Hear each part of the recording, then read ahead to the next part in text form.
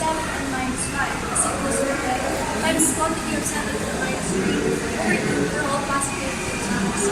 There are 4 steps in proving a mathematical induction.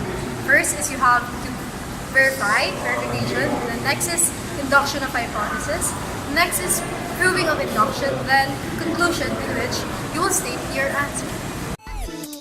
And rainbow hues I'll make so that it melts again. In order to verify the statement, we should actually substitute n to 1. There's more than we can see out of our sights, a way to reach just one bite. It's starting to unfold. The story is waiting to be told. And just to make sure, we should actually substitute n to 2.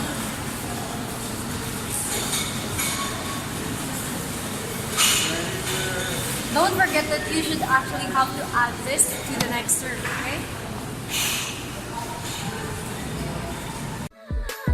Trembling, my heart is shaking. What do I do? Fluttering, it flies to the horizon and now to you.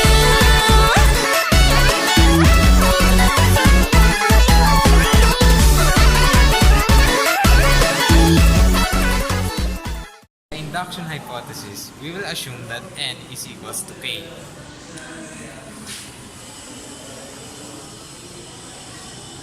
An old forgotten style, so that it swells again. I'm shy, falling into a petty chase. I can't resist despite how hard I try. But there's just so much we gotta see, and we still gotta breathe. In the proof of induction, we have 2 processes. First, we will add the next term to the given statement, while on the second one, we will substitute k plus 1 to the variable k.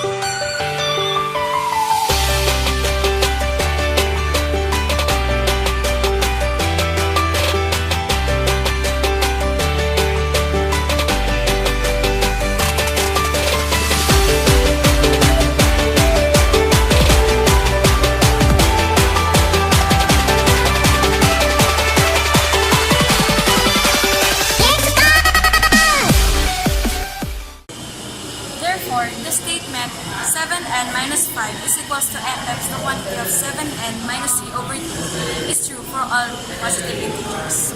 So in summary, this is the verification,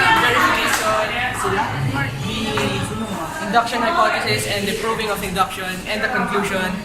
So thank you for tuning in. See you next time.